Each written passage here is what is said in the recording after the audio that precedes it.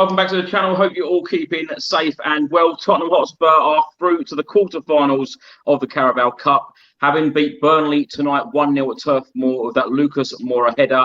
I've got three fantastic guests here joining me to talk about the Burnley game tonight. I've got Melvin, I've got Craig, and I've got Darren. Melvin, how are you? I'm good. You? How are you? I'm good. I'm pleased that Tottenham have won. That's what I'm pleased about. I know we didn't have a shot on target for 65 minutes, but we will get into it all. Craig, how are you? I'm all right, Chris. Good to see us win, and we'll get into the performance, I'm sure. But yeah, good to be in the hat for the next round, obviously. And Darren, lovely to have you on again. How are you? Thank you so much. I'm ecstatic. I'm over the moon. Well, we've won. It's got to be a more positive show tonight because the last couple of shows have been very, very negative. I know it wasn't the greatest performance tonight at Burnley, but we are through to the fifth round, the quarterfinals, and the draw will take place on Saturday.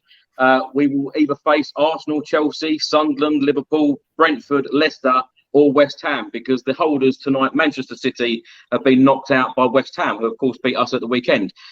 Melvin, let's come to you first. Your initial thoughts on today's game? I don't know, a strange performance. I think against Burnley, it was a bit too defensive. I think playing Højbjerg and Skip together, as much as they play well together and they protect the defense, I think going forward, it's a bit stale. It lacks creativity, and it showed because I don't know, we couldn't really place any passes together. A lot of the players, they can't really pass it 5-10 yards. All they can do is sideways, and it showed because we lost the ball many times, and it's like, I don't know, it just seems to me it was like a competition who can lose the ball the quickest, and it just showed how much we missed players like Eriksen and Dembele, because the midfield just shows they can't really pass that well or retain the ball. It's strange. It's strange because today I was looking at videos from 2016 and 17 and trying to see how we became, and it's the passing. We tried to change our style and become a counter-attacking team, and it's like we forgot how to pass.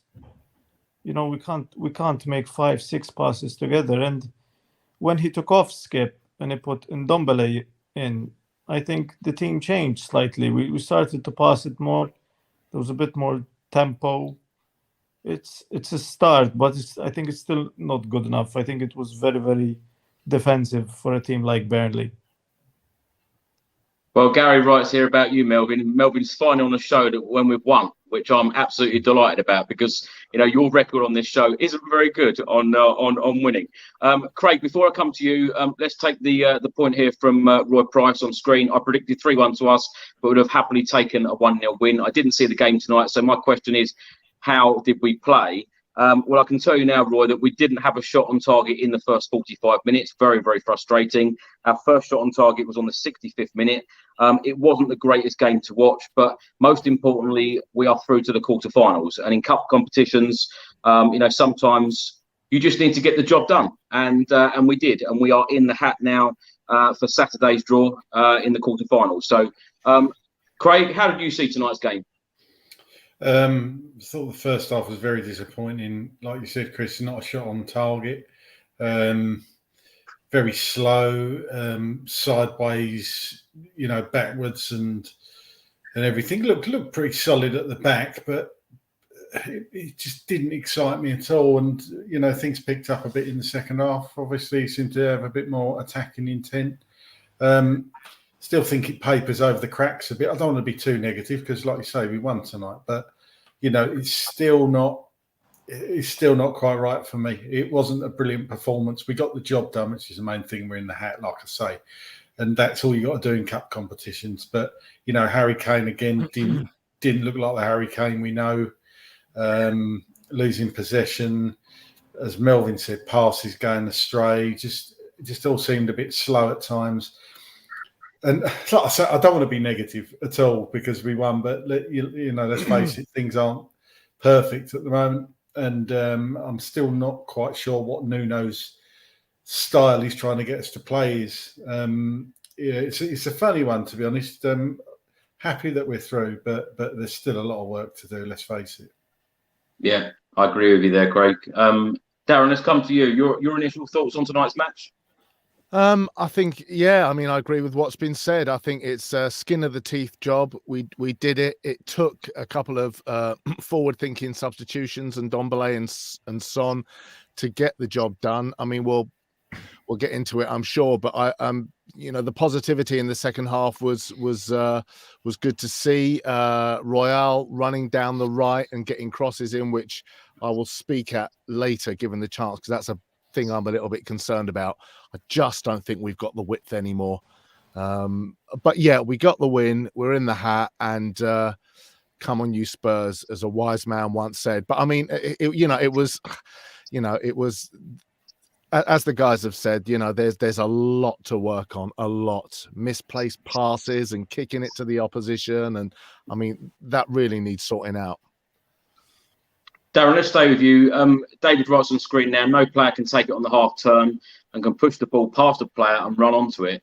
They either kick it at the player or run into them. There was a lot of that tonight, wasn't there? There was a lot of that. And in terms of style, it's like Craig said, I'm not sure what our style is. I disagree with Melvin, politely disagree, Melvin. Hello, nice to meet you, by the way. How's it going? I don't have a problem with the two defensive midfielders, Højbjerg and Skip, really. I think Højbjerg, likes to ping balls.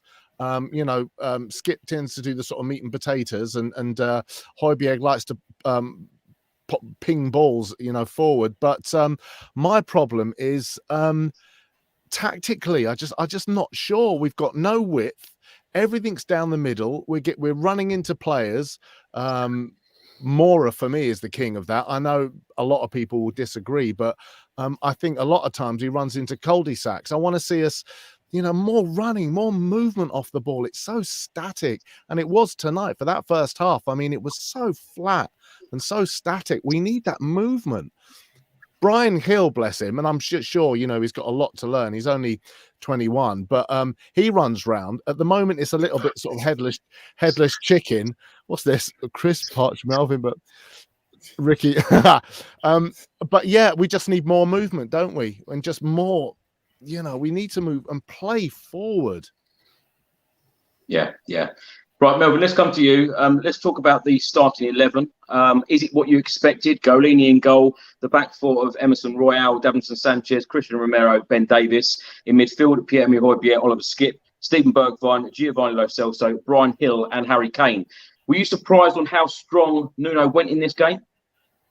No, I think we discussed this after the Conference League match, and I said that he wouldn't go as weak as he did in that match. I think he would have a combination of players. At the end, even Lucas came on, so we pretty much was the first team, barring Son and Reguilon and Dyer, and Lloris. So that's 4 players. But we were strong enough. There was quality there, to open them. And I was very impressed by a couple of players, Sanchez, Romero.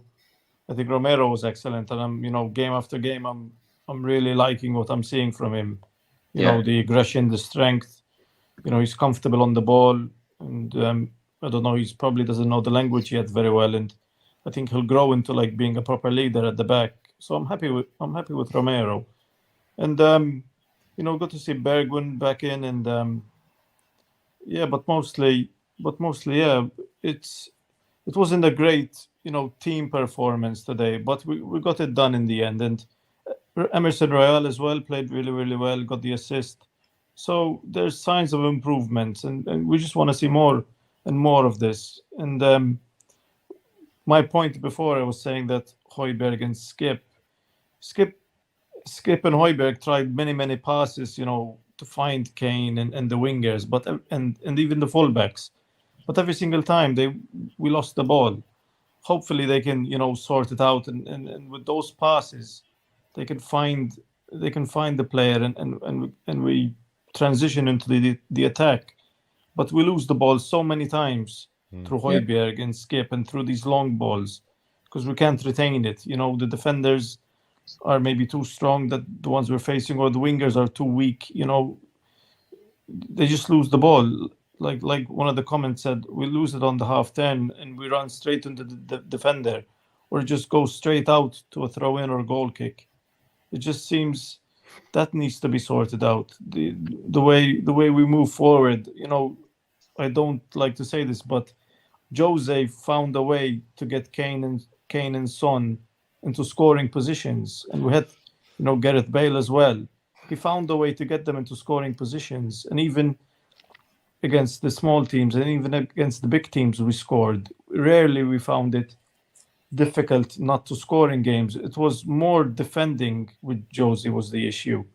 So in this season we're struggling with a bit of both. We've kept clean sheets, but we've also conceded. We need to find a bit of a balance of attack and defense. And I think until Nuno or maybe the recruitment fixes that, because I honestly think it's not Nuno. I think it's the recruitment. I think we need a couple of players. And Winks and Dele not even being, within the team sheet is a big sign that I think they know they need recruitment. Because, these are two Premier League players who played in the Premier League under Pochettino. They used to be first team players, and they're not even amongst the bench in a cup tie. So that shows, for me, it just shows big message that these guys are not in our future as much as I wish they were. Yeah, but I'll be honest, Melvin, I feel like they weren't in the squad because they haven't performed and they haven't taken opportunities when they've been given. And to be honest, I think that, Burnley didn't have their first shot on target until the 85th minute in the game. So I don't think Burnley offered a great deal in the match. And I haven't got any problems at all with Tottenham's defensive line today. Same as at West Ham. For me, it's all about creativity. Yeah. And when Nuno come out on Sunday after the West Ham game and said that we didn't lack creativity, when asked the question, he said, no. He was very definite in his answer. We didn't lack creativity. And I know we're going to get into it and talk about the game itself, but, we didn't have a shot on target for 65 minutes. If you add that onto the 45 minutes of that second half at West Ham, and there's 110 minutes of football, no shots on target. That, for a club like Spurs, is simply not good enough, especially when you've got the likes of Heung-min Son and Harry Kane in the side. Craig, let's come to you because Nuno Espirito Santo, in his press conference yesterday, said that this was Tottenham's cup final. This was like a cup final tonight at Burnley. He went strong. The sub-bench as well. Austin as the goalkeeper. Roden, Dyer, Doherty, Reguilon, Tanganga, Tonguion Ndombele, Lucas Moura and Heung-min Son. When you see those players on the bench and you see that starting 11 today, I've got no problem at all that Harry Winks and Dele Alli aren't there because, of course, you can only take a certain amount of players. So I don't see it as a big shock. Do you? No, not at all. And I think he had to go semi-strong tonight after what happened last week, to be honest with you. And, it's quite clear that it's easier to win this cup, arguably, than the Conference League because of, the amount of games that you've got to play, 2 more games. And unbelievably, we're at Wembley, aren't we? Where's the trophy? Where's the trophy then? I disagree. Him saying it's a cup final, it kind of bigs it up a bit too much, in my opinion. It wasn't a cup final against Burnley on a Wednesday night in the last 16 of the Carabao, let's face it. But I don't know what he's trying to do there. And Nuno just comes out with some funny stuff for me. And I've said to you before, Chris, I used to watch Mourinho, every single Mourinho press conference, because he was box office, whether you're with £1,000 brave man. He was box office, no matter what you thought of him. He just bought something, and just Nuno is just not doing it for me. And I'm not at the stage where I'm Nuno out, don't get me wrong, we just won tonight. But there's so much still to do. I can't stress that enough. There's just so much work to do. But I totally agree with what you said. I thought the defence the last couple of games have been really good, and Romero's really, really growing into that defence as a player. Obviously, learning the language. I don't know if he spoke English before. I don't think he did. Apparently, I heard tonight that Dyer plays a big part because he speaks Portuguese to people. He speaks Spanish to people, and you might not think it. You might not see Eric Dyer as a leader as such, but I think that is a massive thing. That communication in football is everything, isn't it? And I think to have him at the back for players that, perhaps struggle with the language a bit, I think that's generally helped. And I've really, really been impressed with Romero. And to be honest, I thought Emerson Royale was pretty good tonight as well. I thought he had a good game. The whole back four, even Ben Davies, I don't think he did that much wrong. It's just like you say, the creativity for me, it sticks out a mile. And for Nuno to say that, he creates stuff, he's totally wrong. Everybody can see that. We need something in the middle of the park. We need, again, how many times do I have to say this? And every other fan's saying it, we need a Christian Eriksen. That is what we need. We so desperately need that, and another striker to push Kane. Perhaps even imagine getting to a point where you can't justify putting Harry Kane on because the other striker's playing so well. Wouldn't that be good? Wouldn't that be good for Kane to push him on and think I'm not doing enough? That's what we need. There's work to be done still. Celebrate tonight, getting through. We're only in the quarterfinal, and let's hope we get a kind draw. Perhaps a home draw would be nice, but work to be done, definitely. Darren, let's come to you on the starting 11. Were you happy with that? I was, and I messaged you, and I said I was mulling it over today, as we all were, I'm sure, and I thought I'd like to see Hill start for Mora. I just like his busyness, and he's always desperately trying to create space and trying to. So I was pleased. I didn't have a problem with that starting 11. We haven't mentioned Ben Davies yet, and I thought he had a good game actually. I thought he was solid on the left. But as we've been saying, I just think tactically, and the other thing, picking up on what you said, Chris, if this is a cup final, if this is our cup final today, then what's he telling the team? Are you playing a cup final to knock it side to side? Where's the people bombing on? There's people on the right. I think Emerson Royal a couple of times and Hill were doing that on the sidelines, and they were being completely ignored when they were in space. Where's the width? Where's the running down the wings?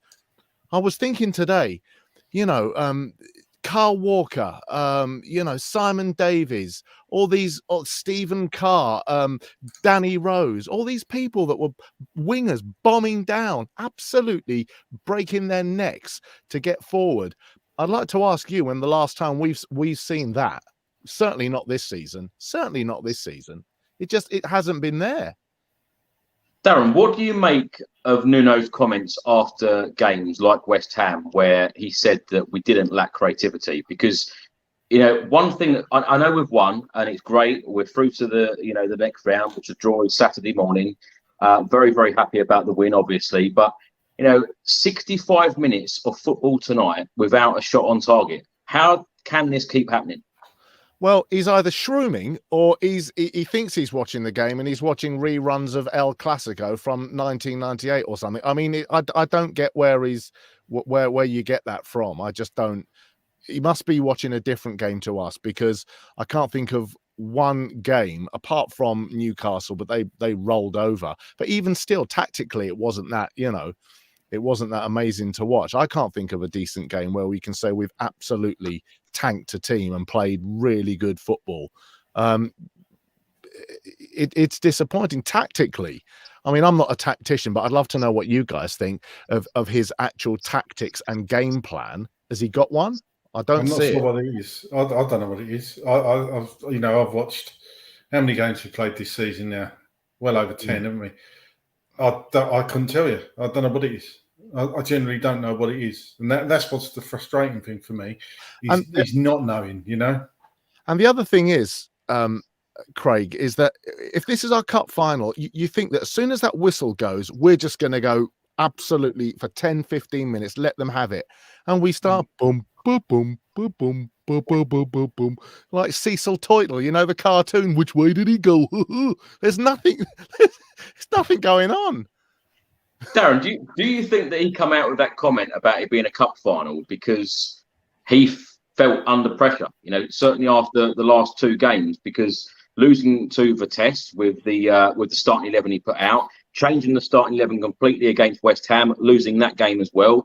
The fans seem to be on his back. Lots of fans seem to want him out already.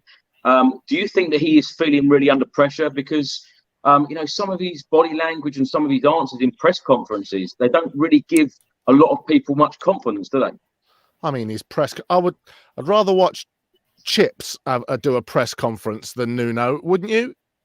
Yeah, honestly, you get more out of Chips. I mean, as of his he's my executive producer, by the way. As of his comments, I don't have a problem, Chris, with him saying this is our cup final. I don't have a problem. G the team up and G the fans up, but come on the pitch and play like it. You know, don't come on the pitch and play like we've been playing for the first 10, 15, well, 75 minutes, according to you. You know, make those statements and then come out and act on them. It's just so lethargic, isn't it? Yeah.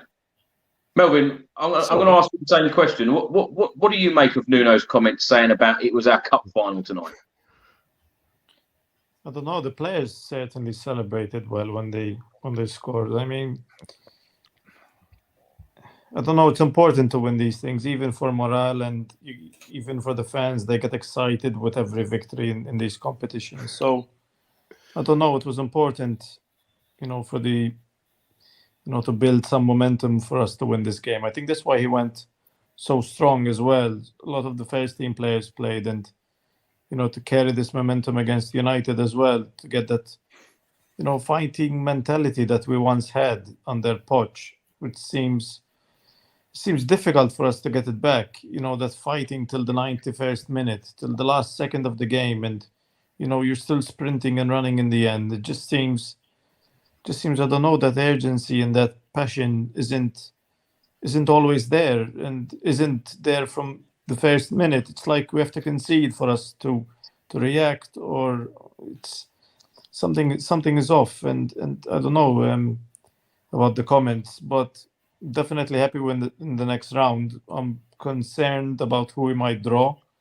because I don't want to get a London club, and there's quality in that competition. And sorry, we will come to that at the end of the show. Who would like in the next round? Yeah, you can think about that one. Be nice to get Sunderland at home. They haven't seen our stadium yet, so it'll be nice if they come to our stadium. Yeah.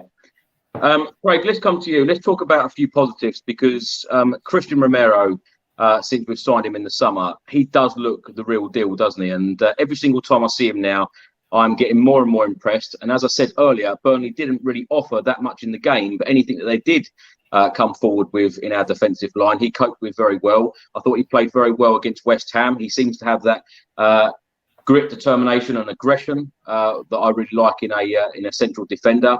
And it doesn't really take any rubbish, does he? So, you know, I think he's going to be a good player for us going forward.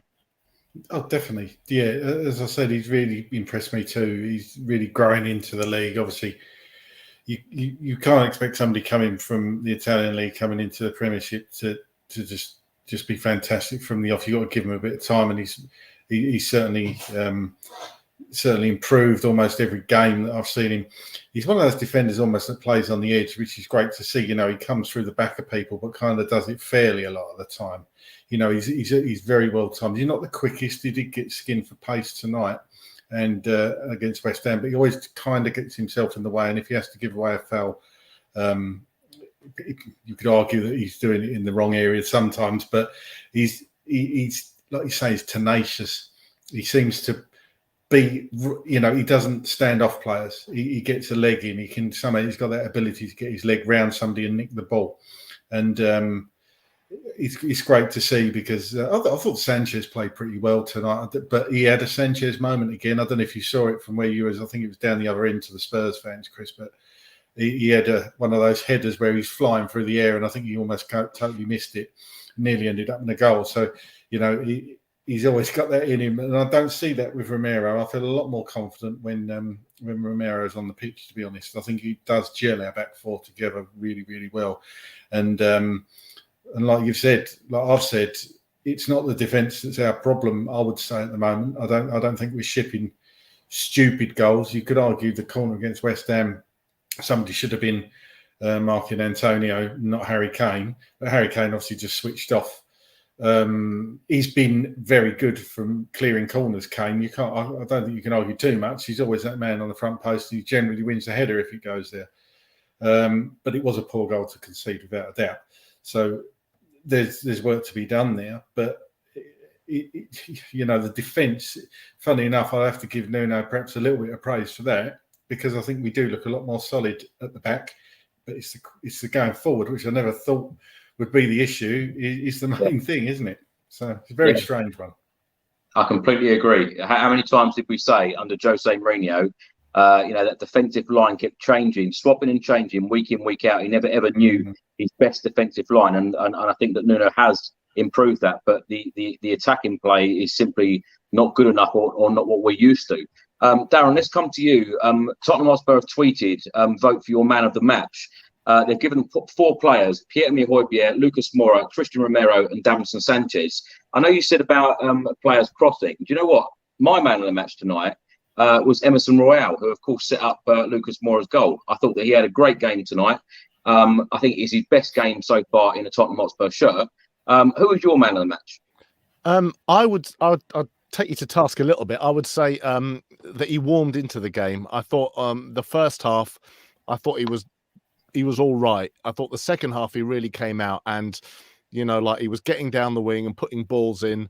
And maybe Nuno will hopefully something will clock and think, well, he was effective. Maybe, I don't know, would he want him to push forward a bit more and play more of that role, or would he still want him to sit back and do his job? What do you think after watching that second half display? Do you know what? What frustrated me with Emerson Royal, particularly at the West Ham game and other games I've seen him in, he doesn't really seem to take on his man. He doesn't seem to take on the defender and put that cross in. And I think that he's done that a lot tonight. And I suppose because I've been seeing tonight what I've wanted to see in previous weeks, I was impressed with it. But I thought he had a good game.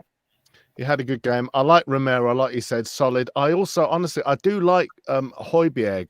And at one point, I don't know if you could see Chris tonight, but he was absolutely shouting and screaming his head off.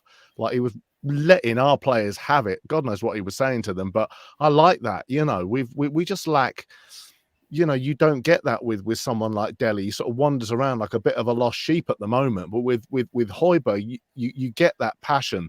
And for me, he was up there as well. But we always say, Darren, we want to see all of the leaders. And where I mentioned Christian Romero, he looks like a real leader on the pitch. And if you can start turning some of these players into leaders on the pitch, we might start winning a lot more football matches. So, very impressed with Christian Romero. And as you say, Pierre-Emile Højbjerg, he looks a leader. And it's just about players around them now, turning them into leaders as well, isn't it?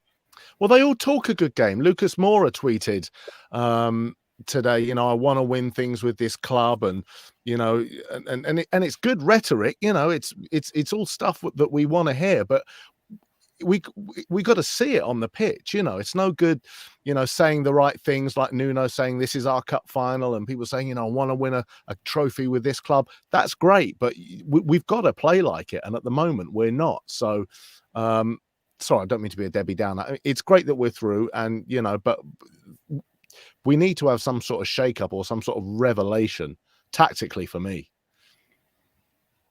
Melvin, just want to take this question for you here from 6 Yard Box. It's a process we need to be boring and difficult to beat, and then good football will follow. But it looks like fans expect this free-flowing football now. What is your take on that? I was actually thinking about something similar. If, let's say, Klopp or Guardiola had these players, would we score lots of goals, or would we be similar? Because I don't think he'd be able to get a tune out of them. I think it would be similar result, because we're still lacking that creative player. We're still betting in the new signings, like Paratici said in the video that he made. I think after the international break, or was it before? These players, they need time to bed in. Some of these players don't speak English. They came from other leagues. We're seeing signs now of improvement and them starting to really, reflect and affect the squad and affect the game, and like Romero and Emerson. And this is the first time they're really showing it, and it's October, so it's going to take until January, probably December, until the new signings are fully up to speed, fully up. Even the whole squad, they need. It takes time. Remember how long it took us so long for the Pochettino philosophy to bed in. I think it took us till November, till the Aston Villa match, and then we kicked on the next season. These things take time, and I think, I don't know, the players. I don't know if you can create all of a sudden these goals through training sessions, through practice, because I don't know. It just seems to me that we cannot get the right players into the right positions to score, and it's either going to be through games or through training. I don't know what's going to happen, or through recruitment in January. Unless we strengthen in January, I don't see us all of a sudden, scoring 3-4 goals against, these teams. I think it's going to continue being 1-0 or 2-0 or 2-1 or drawing. It's going to be these extremely tight matches that we need to be clinical and I don't know, because although I don't see us changing through management and through coaching, unless we add the recruitment to it. I can't see even a top manager. I don't think we can see Pochettino. These players failed him, and they failed Jose Mourinho as well. So why wouldn't most of them fail Nuno? Harry Kane looks like, I don't know, an average striker right now. Some of the shots he's taking, and he's missing. He's putting them wide. Last season they would have been on target or maybe even goals. Yeah. So it's like we're playing with 10 men before the game even starts. Well, perfect timing talking about Harry Kane, Melvin, because that is exactly what I was going to come on to. Craig, let's come to you. First chance for Spurs in the game in the 3rd minute. Lo Celso played a ball through to Harry Kane. He shot wide with his left foot. That was an opportunity where you just felt that, Harry Kane, how many times have we seen opportunities like that and, hit the back of the net? What is your take on Harry Kane right now? I don't know, if I'm honest. I think he's possibly trying too hard. I think we've all been there in a football match if you've played where things aren't going quite right for you, and certainly as a striker, if you're not scoring goals, then you just tend to try too hard and not let it come naturally, which is what he needs to do, in my opinion. What he was good at, or always been good at, Kane, is hitting the target, isn't he? He might not score every time, of course he doesn't, but he always generally makes the keeper work. And there was that left foot chance, and then the left foot volley. It was quite difficult, the one where he was falling back and it went over the bar. Can't moan about it. He had a shot, but we've seen them flying to the back of the net. I don't know. I think he's fully committed. For the time being, Harry Kane, he's not going to want to just play crap for the sake of it, is he? I don't think he's switched off like some people are saying. I just think he's on a bit of a slump at the moment, and the lack of creativity is not helping that. As a striker, that when your confidence is low, if you're not getting the balls played through to you, and you're not getting the balls in the channels or whatever it is, it can't be good for him. So let's face it, Kane stayed. For whatever reason, Kane stayed. And I just generally think he's a professional. He does love the club. Obviously, he did want to leave. We know that. That doesn't mean he doesn't love Tottenham. He just obviously wanted out. Doesn't mean you absolutely detest the club, in my opinion. And I think he will come good eventually. But I'll come back to it. It's the creativity again. And I'm still not convinced Nuno's the man for the next 3 or 4 transfer windows. I saw a comment earlier that that's how long it's going to take to rebuild. I still don't think, not convinced he's the man to take us forward into this rebuild. And I still think he's a bit of a plaster, to be honest, till something else comes up. I'm sad to say, but that's just my thoughts on it. I can't see Nuno being there in 2 years' time. Yeah. What everybody else thinks, you know. Well, I think Nuno out is actually trending on Twitter, even though we won the game tonight. I haven't got a lot written down for the first half because it was quite grim. But in the 13th minute, Burnley put a cross in. Emerson Royale cleared over the bar, and then in the 24th minute, we were forced into a change. Brian Hill going off, Lucas Moura coming on, and then of course he was our match winner. In the 26th minute, Tottenham attack. Emerson Royale put a cross in. Stephen Bergwijn seemed to miscue it. In the 31st minute, Giovanni Lo Celso with a free kick hit the wall. Now, this is one thing I wanted to talk about, Darren. Free kicks outside the box. Harry Kane seems to always take them. Giovanni Lo Celso was on this one tonight. Set pieces, free kicks outside the 18-yard box. Who should be on them? Oh, God, I don't know. You're asking me. I don't know. If I had my way, it'd be Christian Eriksen, but that's not going to happen. He didn't seriously. He didn't score many free kicks, and the commentator tonight said, "How many times have we seen Harry Kane score from this position?" And I just shouted at the telly. I said, "We haven't seen it. You never see it. He got a deflected one off somebody's arse against Villa a few years ago, and that's it. You know." Yeah. So it's amazing what people think to reality. But sorry to butt in. No, it's fine. I'll answer your question with a question then, Chris. Who's our free kick specialist? Well, this is it. It's it's baffling me at the moment because Harry Kane seems to be on them all the time. A number of fans, on social media in particular, always say, "Why is Harry Kane taking another free kick?" You're absolutely right, Craig. The last one I can remember him scoring is probably one of the first ones he ever took against Aston Villa, in the dying seconds when we won that game 2-1. But is a player like Giovanni Lo Celso right to take the free kicks now? Because is he up to it? Is Tanguy Ndombele, would he take free kicks? Who is going to be our free kick taker going forward? Haven't got a clue. I don't know. I mean, after that, it was made quite a dramatic build-up, wasn't it? And then, much like my love life, it didn't really happen. Where did that come from? I mean, I don't know. And you see, in training, they had a as Tottenham love to do, all the training ground footage. They had some shots of Heung-min Son bending it round the wall. Did you see that today? A couple of this week. Really nice free kicks, and he went whoa and went mad. I mean, admittedly the wall was made of cardboard, but I mean, if he can do that in training, then you think that would transfer to a game, wouldn't you? Yeah, that's a weird one, isn't it? Totally, really, really strange one. And I'm glad there's a couple of other people in the comments that said Gareth Bale to take the free kicks. Honestly, he was so good at free kicks. Of course, he didn't score every one, but I'll tell you, I mean, he made the keeper work a couple of times last season from his free kicks. So, I missed him. Can I just come back to Harry Kane for a second? Do you mind? Because I was reading the comments, and it was Adrian and Paul, and they both said, as I think, when you see the lineup, it's Moura, Lo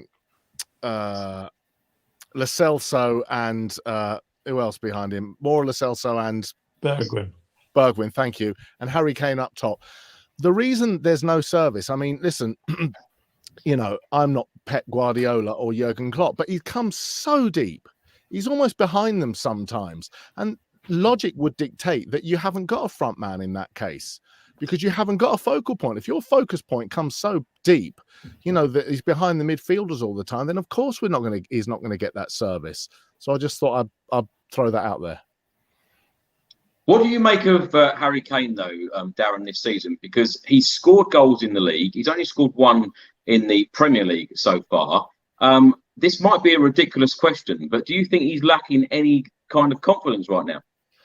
He may well be able to. And listen, I don't want to start knocking our players. I haven't come here to sort of be the harbinger of doom. But I mean, even his touches were poor. I made notes today because, I knew I was coming on. So I watched the game, and the amount of poor touches he had, I'm the stab man, all over the pitch, and like sort of misplaced passes. So maybe you're right. Maybe it is a crisis of confidence. But I mean, it was that old thing, when he was with the club and they had that Harry Kane hoodoo that he never scored in August. Remember that? And then he sort of comes good. So maybe we're we're patient with him and just hope that he bangs a couple in, turns a corner, and away we go. You can only think positive when it comes to Harry Kane. Now, David writes here, but Harry Kane drops deep because he doesn't get the service. Now, in the 41st minute, Lucas Moura had the ball. He didn't play it through to Harry Kane. He chose Steven Bergwijn instead and then passed to a Burnley defender. Very, very frustrating time, Melvin. Sorry. I don't understand the question. We're getting Steve Bruce. Didn't you hear? We're getting Steve Bruce. You zoned out. I agree with the statement. Because, I don't know, it just seems against Newcastle when Ndombele was trying hard to find Kane. And he did, because he scored for one of the goals. Actually, Højbjerg got the assist. But the tactic worked under Jose, and I think it's like muscle memory for him to keep doing that.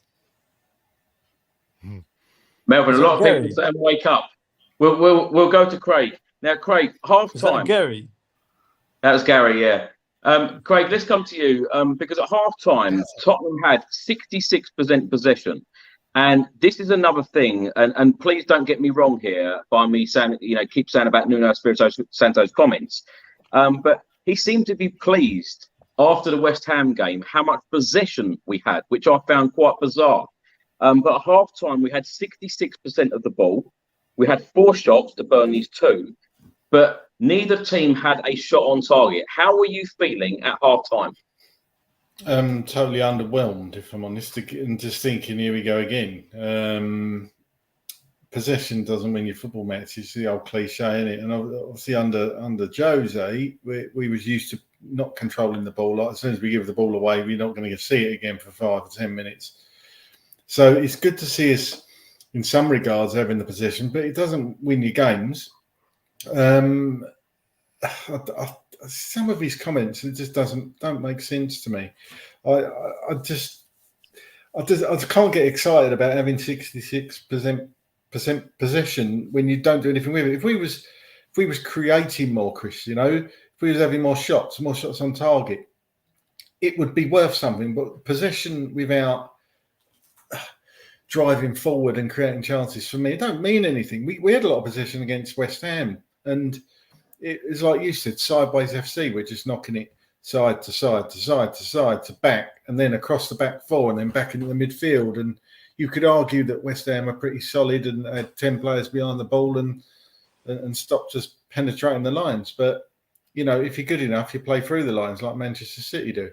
And clearly we just haven't got that. There's just not enough movement sometimes up front for me. It would be nice to have a different, like Dane Scarlett when he played the other night. I felt so sorry for him because not only was he not getting any service at all, he can't be doing the boys' confidence any good, by the way. I was watching him. He made some really good runs and nobody picked him out. And sometimes you just stop because you think, what is the point in running? Because this ball is not going to come no matter what I try. It still comes down to the creativity for me. Possession without pushing forward and actually trying things, it doesn't do it for me. I'm not sold on it. It doesn't win your football matches. It's good for when you're in the lead and you want to control the game, but we've got to get in the lead first and we've got to score goals. Why can't we do like Melvin said, like we used to do? Bomb forward, come out the blocks firing on all cylinders early. Go hell for leather, get a couple of goals up, and then control the game. I'm fine with that, but let's get in that position first. I'm just going to answer this question here on screen. Chris, do you think the Spurs need to win the Carabao Cup or the Europa Conference League or both? Of course, we need to win the trophies. It's just a question of getting it done. I'm not going to sit here and start getting excited saying that we're going to win trophies. I've been here so many times before, and then all the messages, get bombarded with them. Darren, let's come to you now. Half time, I watched Nuno Espirito Santo sit there on the bench, stroking his beard, looking very worried about what the next 45 minutes was going to be like. Wonder what you was going to say. I thought we weren't that exciting. I'll tell you. I'll be honest. I looked at him and I thought, this is a man I think that looked worried about what was going to come next, because you know, for a team not to create anything in that first 45 minutes, he must be worried about that, surely. He's got to be, and like I said, you know, we're sitting here saying that we as fans, you know, trying to scrutinize and study, that we don't know what's going on, and if we can't see it, you know, it's that whole thing, isn't it? If our players, like, we could see them bombing forward and wanting to receive the ball and getting wide, and we lose games, and you could say, okay, well, listen, we tried. You know, it's like Leeds, you know, when they, you know, lose as much as they win, but you watch them, and they've got a way of playing, a style. With us, it's you know, it's sideways, it's backwards. There's no movement. There's no people running into space. Even when they want the ball, they don't receive it. Everything's down the middle. There's a lack of width. So, I mean, in answer to your question, yeah, I think he is worried, because maybe what he's watching on the pitch is not. Maybe it's his communication. Maybe he can't dictate to the players what he's. I don't know, but there's something amiss, isn't there? We, you know, to not have a sort of, for us not to know what our style of play is, there's something amiss. I've got to ask you all the question while we're on, because while we're filming this this video, you know, Nuno out is trending on Twitter. Darren, how do you feel about Nuno? You know, of course, it's very. I think it's very hard to say this tonight, because, of course, we've won the game. But you can't get away from the fact that, you know, the lack of creativity. 65 minutes, you know, before we had a shot on goal. You know, that second half at West Ham, no shots on target. Are you fully behind Nuno or not? It's a tricky one, because it's 9 games in, and as has been said, you know, Melvin said it, you know, you need time to bed in. You need time for the new arrivals, the new recruits, to get comfortable, to know their position.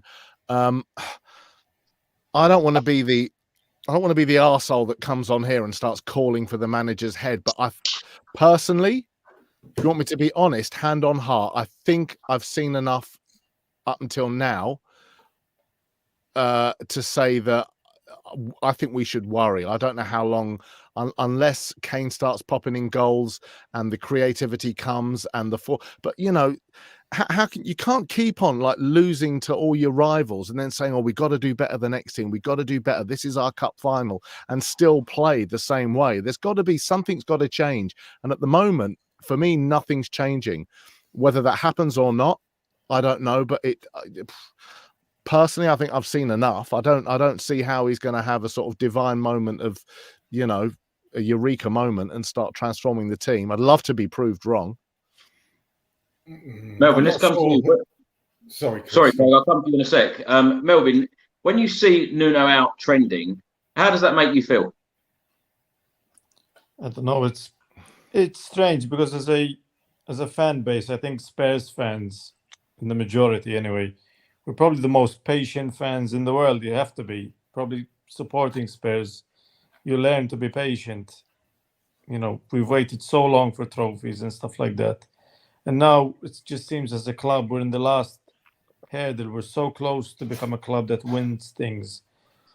And we just fell away from it. And I don't know, you have to be patient. I think you have to give him time. We gave Jose a year and a half, nearly 2 years. And I think... But in fairness, the fans weren't inside the stadium for most of Jose Mourinho's time. But let me put this another way, Melvin. Do you think that the club has progressed, and do you have that little bit more belief and confidence as a fan than when we were playing under Jose or Ryan Mason?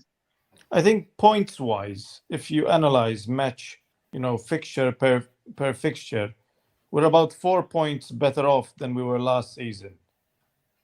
So the games we've lost and the games we've won, we're 4 points better off at this point in our season. So points-wise, we have progressed. It doesn't seem like it on the pitch, because we're not scoring the goals. We're not, you know, keeping clean sheets. We're not performing as well as we wanted to. You know, Kane's not scoring. Son is not scoring as much as he did last season.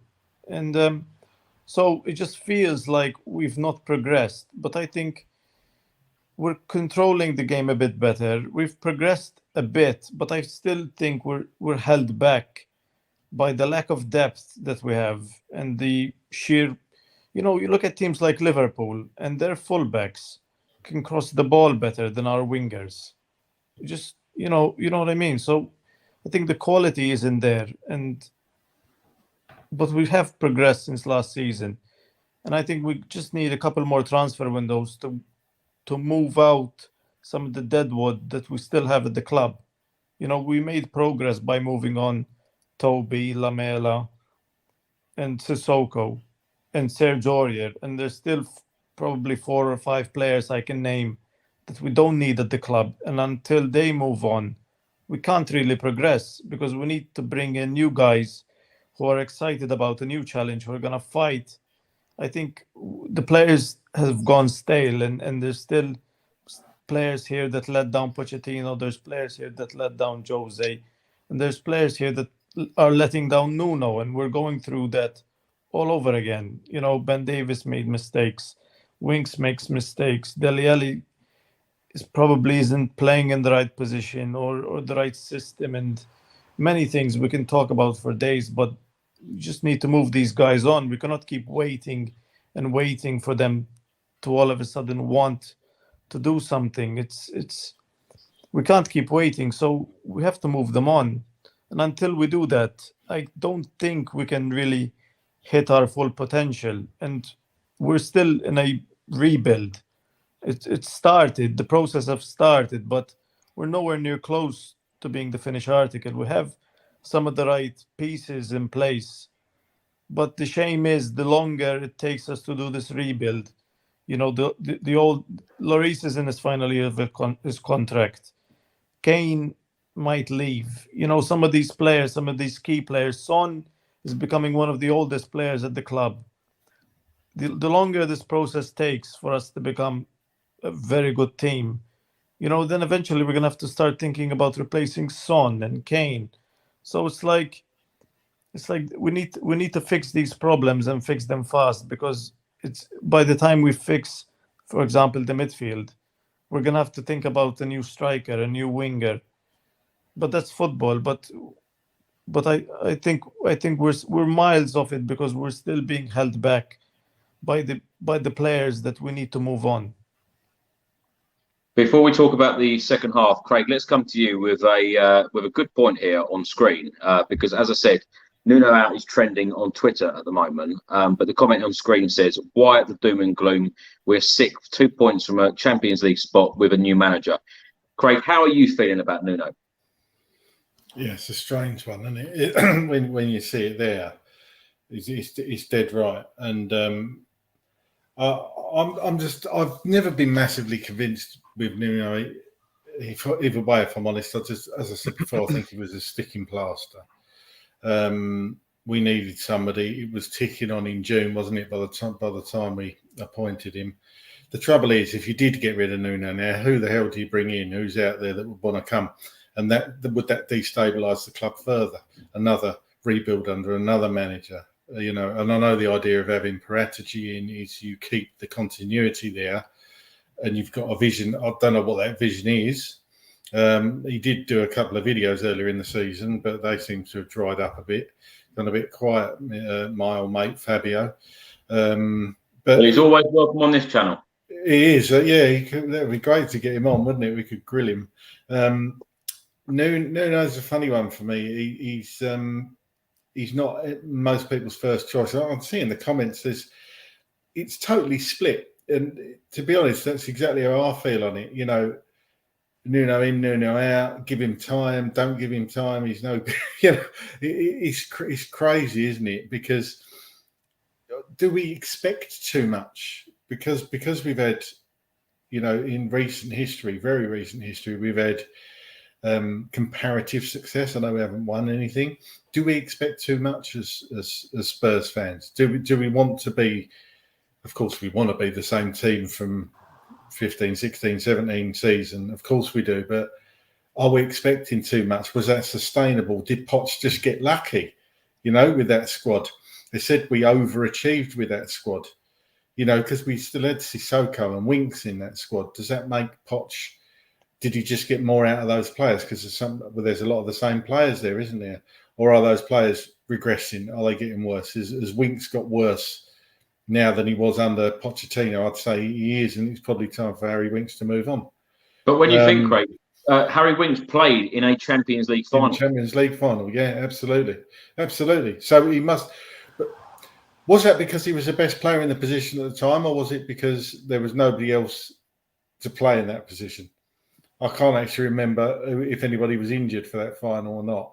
But I don't think there were any complaints on the day. Everyone was talking about whether Harry Kane or Lucas Moura were going to start that game. But, you know, when you think back, Harry Winks had some great performances. Wembley Stadium against Real Madrid.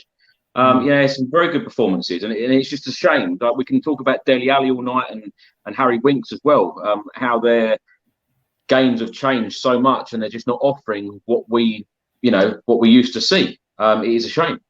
Yeah. And Dele Alli, of course, been off the ball for a few years, as we know, and I would argue he just doesn't fit into the system that Nuno wants us to play.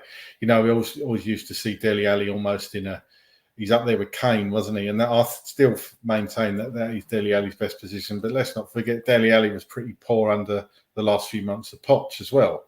So he kind of started to go downhill, in my opinion, even back then. Mourinho got a bit of a song out of him initially, and then, of course, that all went a bit Pete-tongue, didn't it? So let's face it, we all know the players that need to move on.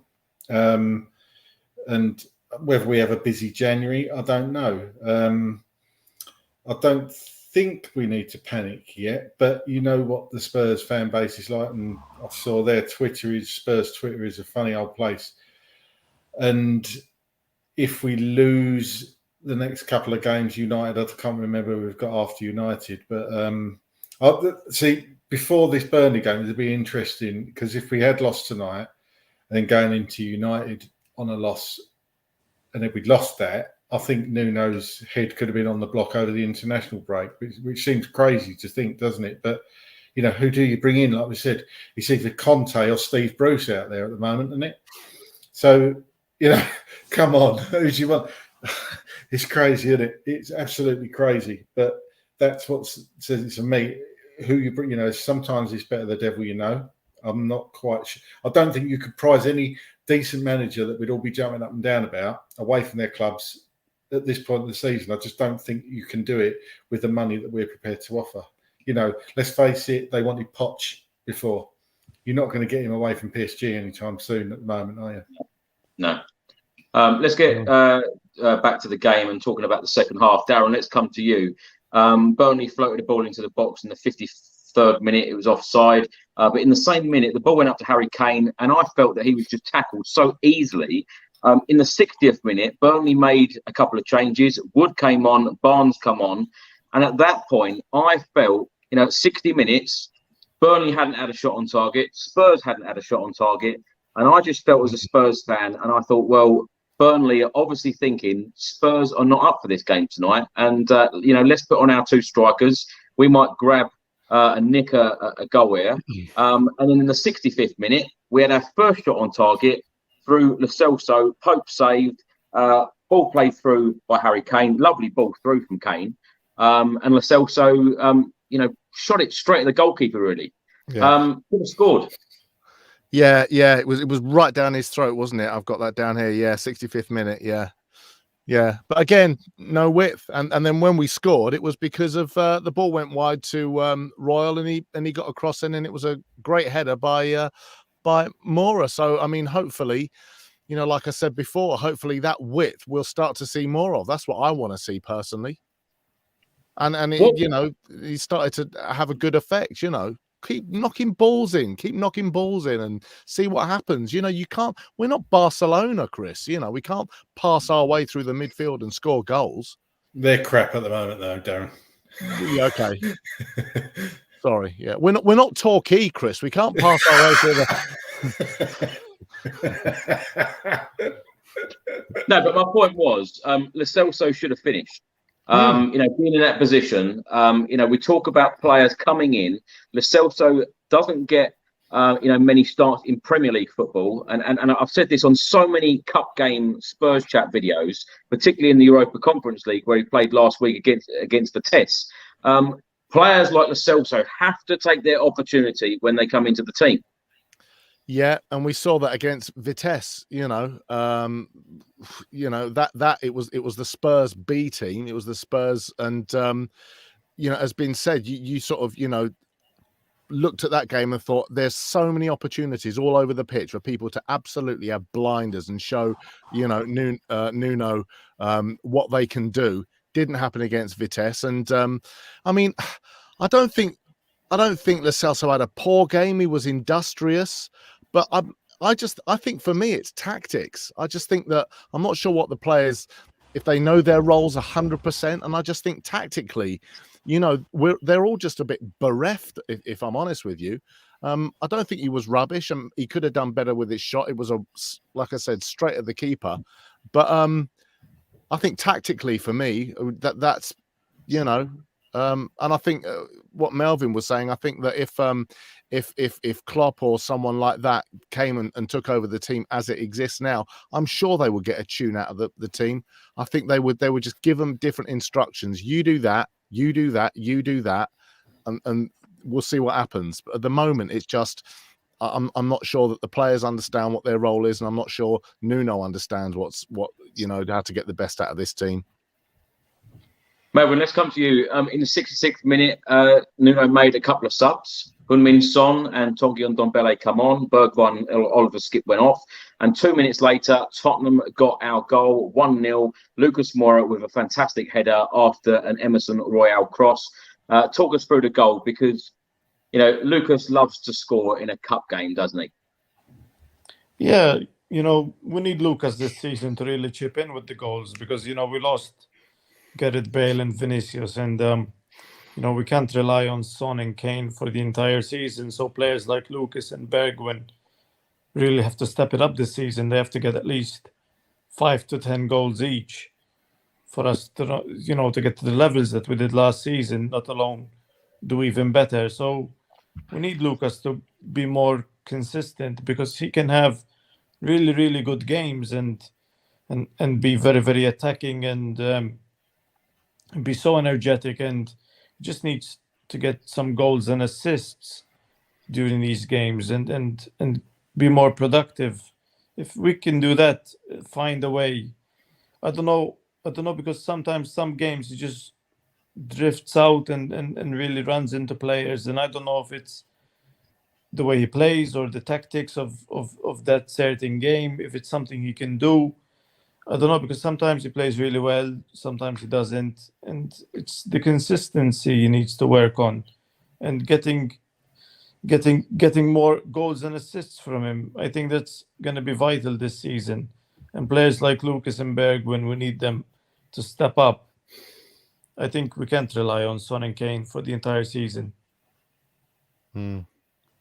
Craig, let's come to you. In the 72nd minute, we had another shot on target. Lucas Moura shot from range, Pope saved. A couple of minutes later, the Spurs fans in the stands were singing Spurs were on their way to Wembley. You see what a couple of shots on target does? Sorry, say again. You broke up. You see what a couple of shots on target does? After that first half having nothing, you have a couple of shots on target, and we're all singing we're on the way to Wembley. Oh, the world's a great place again, isn't it? Absolutely. Fickle football fans, aren't we?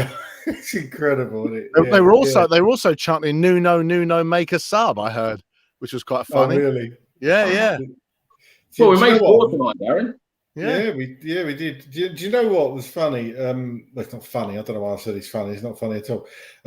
After Nuno's in his press thingy afterwards, he was asked about leaving Winks and Dele out of the squad, and he said, "They are our players. We continue to focus on getting the best out of each of our players.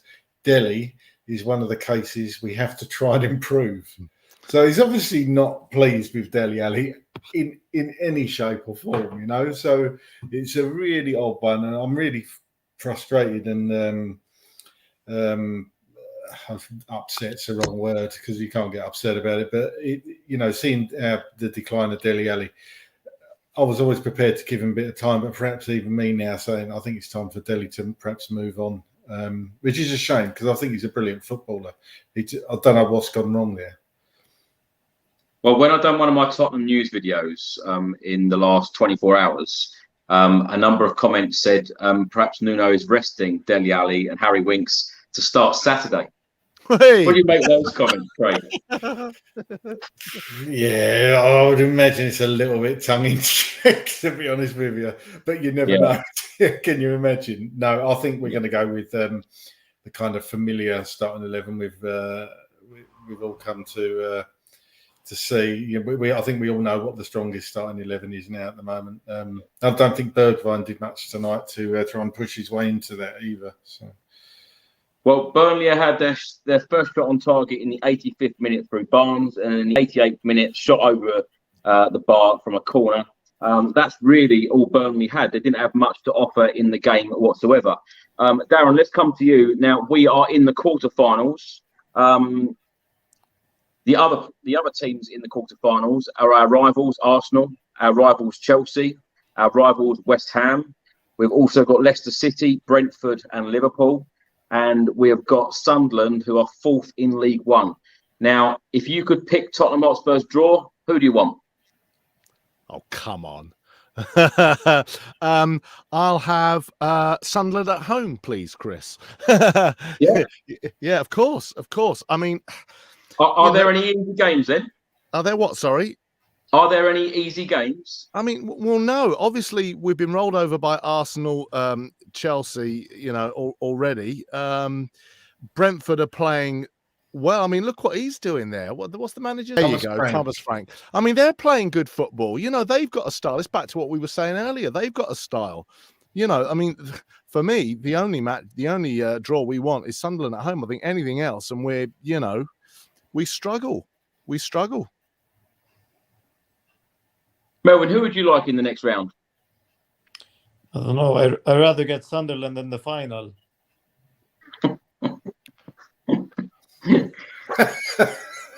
That'd be great. It's just sod's law, though, isn't it, that we're going to face one of our London rivals? Yeah. Oh, yeah. Yeah, I don't know. It's going to be tough because it seems every time we face opposition of who are really, really of high quality, we've struggled this season, bar Manchester City in the first match. But since then, we've really struggled, and it's going to take time for that to change. Craig, who would you like? I know I'd like, but I know who we're not going to get, and it's probably the same thing. It's Sunderland at home, isn't it? Obviously, I think I'm going to make a prediction. I think we will draw West Ham away in the quarterfinal, and if by some fluke we manage to get through that, we'll probably get Arsenal in the semis, and then Sunderland in the final. That would be nice. Lovely. I've got a feeling that we will either draw someone like Arsenal or Liverpool. Like all of you, Sunderland at home would be great, but I can just see it happening. Liverpool or Arsenal.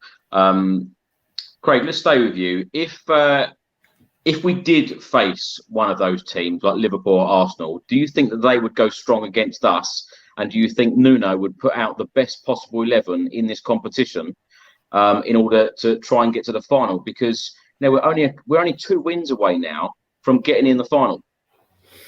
I think if it's Liverpool, something like Liverpool, I think they'll go semi-strong, and I think we'll go fully strong, to be honest with you, because, like I say, you're 2 games away from a final, essentially. So why not? He's obviously targeting this competition. You don't get many things you can win throughout the season. There's four trophies you could win, and we're not going to win at least one of those. We know that, so you might as well go for it. And I think Nuno will go strong, regardless. Actually, I think depending on who we get. To be honest, if we get Sunderland, you might see a few fringe players coming in. But I think the main core of the first team will be in that game, regardless of who we're playing. And certainly, if we're up against one of the real big boys, then you know, he'll go fully strong. That's what I'd expect anyway. And well, you know, you've got to try, in my opinion. You've got to try and play your best team now. Now in the quarters, certainly. Darren, do you agree with that? Because I'm sure a lot of these teams now will be rubbing their hands together, particularly the fact that Manchester City are now out, the holders. You know, some people even call this competition the Manchester City Cup. So, you know, they've won it so many times in recent years. Do you think that Tottenham will go strong from now on? He'll have to. And you said, you used the expression rubbing your hands. I was just about to say other teams will be licking their lips. So I wasn't too far off. Because, yeah, I think on paper, you know, just like we said, we're like Sunderland at home. You know, if on other fan live streams at the moment, they're probably saying Sunderland or Spurs at home because, you know, we are where we are. So, yeah, I completely agree with Craig. We're 2 wins away from a cup final, you know, and we've got to treat this seriously now. There's no Mickey Mousing about, you know, there's no saving players. You know, we go all guns a-blazing with this one. Absolutely, definitely. And whether our opposition chooses to or not, that's nothing we can do about that. Well, do you know, Darren, the Sunderland manager last night after their win, he was asked, who do you want in the next round? And he said either Tottenham or Arsenal, and then we will play one of the big boys in the next round. Oh, the cheeky bastard. Clever. Yeah. Right, Melvin, let's come to you. Manchester United at home on Saturday. They have just lost 5-0 at home against Liverpool. Of course, in the Premier League, we've just lost 1-0 against West Ham. After tonight's game, how do you see the Manchester United game on Saturday? I don't know. I think it'll be do a you high feel any more scoring confident game. after tonight or not? Knowing that they have issues at the club and they're not in the strongest position, you know, it's not like they've won 3 or 4 games in the bounce. You know, they didn't even score against Liverpool and they conceded 5. And, you know, there's uncertainty in the dressing room and stuff like that.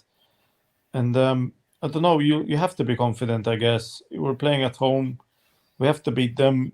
You know, 3 points would be very, very important. Every game is a must win. And, you know, against West Ham was a must win.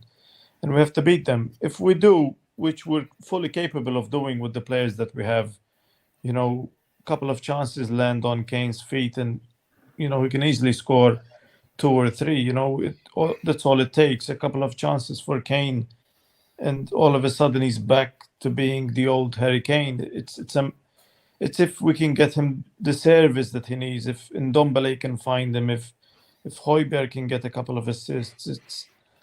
And I think United being as open, if they play the same system they played against Liverpool, and we play, you know, with Lucas, Son, you know, Ndombele and Kane, I think we'll have opportunities to score. It's a matter if we're clinical enough and we take our chances, because against West Ham, I think we had one of the most dangerous chance in the entire game and we missed it.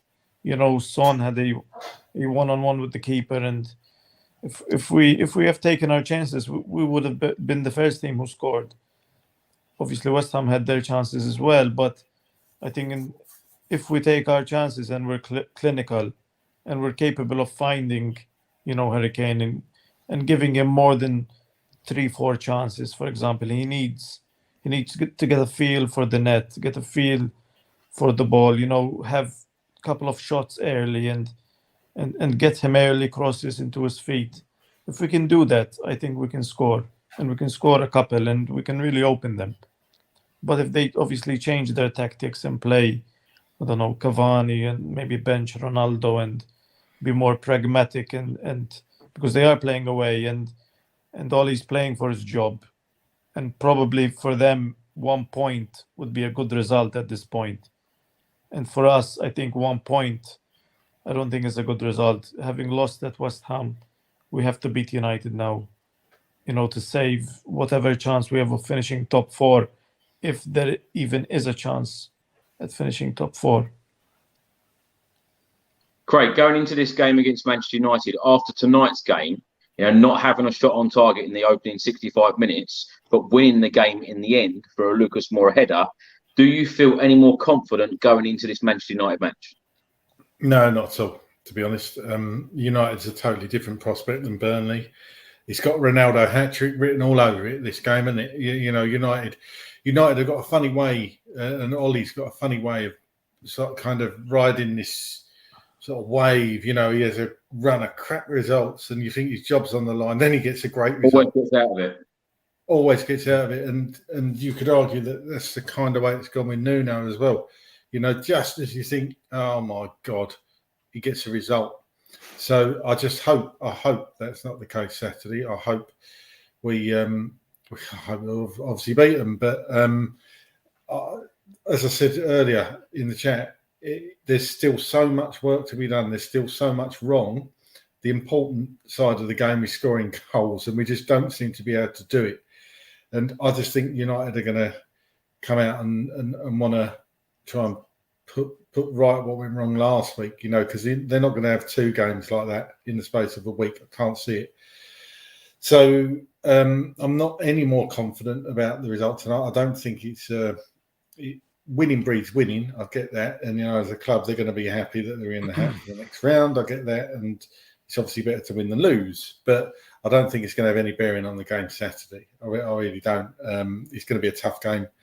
I just hope we get an early goal, to be honest. Craig, do you think that Nuno will go with the same starting 11 that played against West Ham? Yeah, pretty much. I think he will. I don't think he's got a choice. I think if you at the moment, I think if you bring in any other player, it weakens that first 11. People might disagree, but I can't think of another player to come in that would make the team stronger. And that's a frustrating thing, isn't it? There's not many players in our squad that kind of excite you, especially when you look on the bench. We've always had that exciting player that you think could turn a game, that could do something. Son, Kane, obviously, but take them as a given. We need something. There's something not quite right. There's still something missing. And I think if we can beat United Saturday, it's gonna be a tight game. It's gonna come down to one goal, and I don't think you're going to see a goal fest on Saturday at all by any stretch. Well, I completely agree with you about having a lack of game changers on the bench, and I think that it's a big shame that Brian Hill went off injured, and hopefully he won't be out for very long. Darren, let's come to you. Do you feel any more confident about going into this Manchester United game? Because of course they do have players that can really, cause a lot of problems. Ronaldo, of course, being the standout player. Well, I mean, them getting tanked 5-0 at home to Liverpool is a bigger story than us getting beat 1-0 by West Ham, even though to us Spurs fans, it's one of our rivals. So that's the first thing. Secondly, I've just quickly got up the Man U results. And apart from that tanking from Liverpool, they do score goals. They scored 2 against Atalanta, 2 against Leicester, 1 against Everton, 2 against Villarreal. So United have got a goal in them. And at the moment, we don't. That's the worrying thing. So, I mean, as Craig said, start with the same team as we have been starting with. At least there's consistency there. Romero and Dyer, hopefully that partnership it's another game that they get to play together. And if we can shore up the back, then but again, I don't want to sound like a broken record, but it's all about the forward, isn't it? It's all about the tactics and the movement and the passing and the ability to find the front players.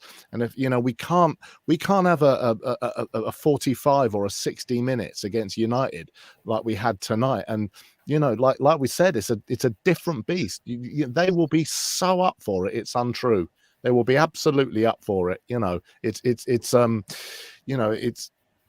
It's not the North London derby and it's not Man City versus Man United, but this is a big game. Make no mistake on Saturday now.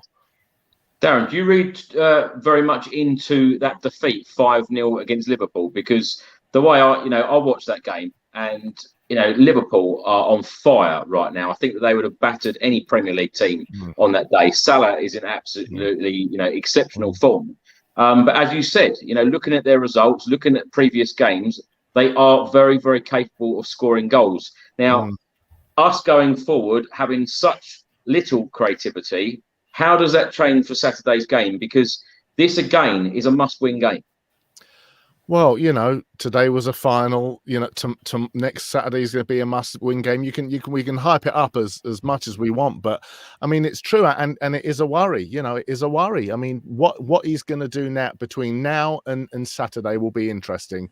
You know, maybe be good to be a fly on the wall in the dressing room and you know what weaknesses they've got, you know, in their defense. Certainly, you know, we can watch the rerun of the game on Sunday and find out where the holes are, what we can exploit. But yeah, we need to score, and we can't start with this apathetic, lackadaisical, like, you know, we need a game where we take it to a team.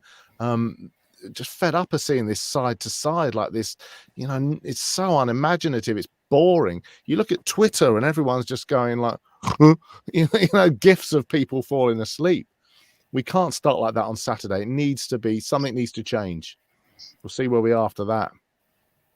Melvin, let's come to you, because I've been saying on videos all week the fact that this Carabao Cup game tonight, very important to win. The Manchester United game, very important to win. It's so important that we get 2 wins here. Now, next Thursday, we play Vitesse in the Europa Conference League, and then Everton away. Then it's the international break. Then we've got Leeds at home, Mura away in the Conference League, and then Burnley away in the league. And then going into December, Brentford at home, Norwich at home, Rennes at home in the Conference League, Brighton away, and then we've got 2 huge games, Leicester away and then Liverpool at home. Now, that is not until the middle of December where we play Leicester and Liverpool. Now, if we get a result on Saturday, you know, the teams that we're facing there, who I've mentioned, it is a great opportunity to go on a run, isn't it? Yeah, it is. Hopefully, you know, the confidence and the Nuno system starts, you know, Nuno ball, if I might call it. Hopefully it starts to work, and you know, we start to play a bit better. I think if we can get Harry Kane playing better, you know, playing like last season or close to last season, I think we'll improve. He'll improve the general atmosphere, you know, the players around him will start to believe we can actually win these games. And I think that's part of the problem. I think some of the games we go into, we don't actually believe we're going to win. It's like there's confidence and there's a bit of doubt in the system of the manager.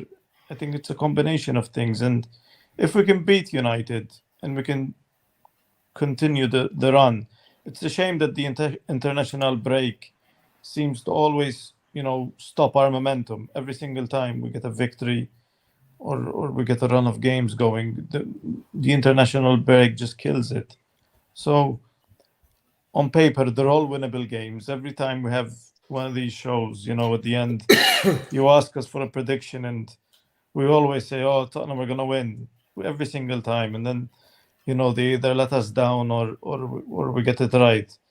So, I don't know, against United, it's going to be a difficult match, but it's certainly winnable. And all the games we're capable of winning. It's a matter of if they fight like we did in the first game against City.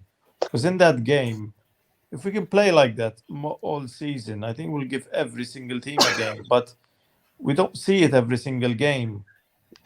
We played that first game against City. We played like we were, you know, the old Pochettino style team. Tackles flying in. There was so much energy and passion and people were fighting for each other. And we just haven't played like that. And we need to keep playing like that. If I don't know what happens since then, and if it's not doable for the entire season, but if we play like that for the remaining of the season, or even for half the matches of the season, we'll get points on the board, and we'll be within and amongst the top 4, 5, 6 teams. Well, you said about score predictions. Let's get into score predictions for the Manchester United game. And I also want you to give me the team on who you believe will win the Carabao Cup. Craig, let's start with you. Score predictions Saturday. I'm going to go 1-1. team to win the Carabao Cup. I'm not going to be deluded and just say Tottenham be boring. I think Liverpool. I'm going to say. I think it's going to win the Carabao Cup. I just think they're, like you said. I think they're so good. They are so good at the moment. And is the final back in February again, rather than April? Do you know what, Craig? I wish I would have went first because I completely agree. That's exactly what I was going to say. 1-1 against Manchester United. And I know, Melvin, you said we all say about Tottenham winning games. But there you go. You've got 2 1-1s for Saturday. And Liverpool, they're so strong. And I think that the more they progress, obviously they're going to be putting stronger teams out. Darren, what about you? My head's obviously would like Spurs to win it. My heart says I'm going to get shot here. I don't want to be the arsehole, Chris. I reckon it's going to be 3-0 with a Son Heung-min hat trick, and then I don't want to be the harbinger of doom. I just think that they're more up. You were going to say 3-0 and a Ronaldo hat trick. No, I wasn't. I'd love to be proved wrong. I'd like you to get me on again and saying, "Eat your words, Altman. You're nothing. You nothing." But why invite you on my podcast? I will never know, because at the moment my heart says that I think they're going to be more up for it than us. I really do. I think I just do. Sorry. What does Boris Johnson think the result's going to be? Have you spoken to him recently? Oh dear, Boris Johnson. He would probably say, "In these times of woe, my citizens, we need to get that ball forward and pass it to Harold Kanye. Yes, we do. Castigat Udindo Mores." I mean. So there we go, and I think Liverpool for the cup. I think they're absolutely unstoppable. Have you got any characters that perhaps could shout a little bit, Darren, to try and wake Melvin up a little bit? Yeah, exactly. Hey, big boy, young man, don't come on the fucking podcast and fall asleep. Got that? Good. Wow. Melvin, sorry, Darren. Who are you going for to win the Carabao Cup? Well, Liverpool. They're on their heads and tails. Unfortunately, Melvin, what about you? You're going for a Tottenham win? No. I don't think we'll win the Carabao Cup. I think last season we had a pretty good chance, but I don't know. This season, there's too many strong teams. If we can get past the next round and somehow end up in the semi-final, then there's a big chance that you can get to the final. But I think Liverpool will win. On Saturday, I think we're playing. Saturday, I think it's going to be tight. It depends which Tottenham shows up. If the team that faced Manchester City shows up, I think we can beat them, and we can beat them well because we can defend better than they do. We're more compact, and we'll probably frustrate them, and we'll probably look like the team that's playing away, even though we're playing at home. And I think if we create chances for Kane and Son, and even Lucas and Ndombele, one of them will score or two of them will score, because their defending is terrible. And I think even with Kane playing at 50% his ability, I think he can still get goals. And like I said, their defending is terrible. Their confidence is extremely low right now, and they're under extreme pressure. And I think we're capable of winning, but it just depends which version of Tottenham shows up. I think we should target Maguire. I'm going to say 2-1 Spurs. We should target Maguire. He's anything that's up there, boom, and he's fine. But anything on the floor, he's. I think we should target Maguire. Put Lucas more on him. Yeah, just have a game plan. Plan. Put Lucas on him. Tell Son to put crosses into the box and into Kane's feet, and have a game plan. And maybe something will a goal or a lucky penalty, or even a deflected goal. Something lucky needs to go our way. What Well, just to remind everyone, the last 8 teams through to the quarterfinals are Tottenham, Arsenal, Chelsea, Sunderland, Liverpool, Brentford, Leicester and West Ham. The draw takes place live on Soccer AM on Saturday from 10:30 AM. Be interesting to see who Tottenham get next. Hopefully it is a home draw, and hopefully, as all we have said, we all want Sunderland at home. Wouldn't that be nice? Anyway, hoping Tottenham obviously get the win on Saturday against Manchester United. It's going to be a very difficult game. Melvin, thanks so much for joining us tonight. No problem, Chris. You know, I broke the streak because every time I come on, Spurs lose. Exactly. I'm so pleased for you. And I know we've had a lot of jokes about you being asleep tonight, but, you know, we are recording. What is the time now? 11:30? But you're in Malta. I'm an hour ahead as well. And you're an hour ahead, so you're actually now at 12:30. So you've got a bit of an excuse. Craig, thanks so much as always. No problem at all. Let's hope for a I would say a miracle Saturday. Let's not go that far, but let's hope for a win Saturday and certainly a more attacking performance. Coming to Spurs. And Darren, thanks so much as always, and tell everyone where they can find you. Oh, Twitter, Instagram, TikTok, MySpace. I'm everywhere. And what can they expect? They can expect lols aplenty, Chris. Lols aplenty. Come on, you Spurs. Well, always a pleasure talking to all three of you. Thank you so much for all of your time tonight, and thanks so much to everybody for all of their comments, subscribing to the channel, etc.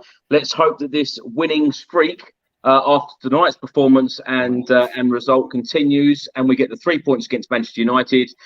Enjoy the game Saturday, and come on, you Spurs.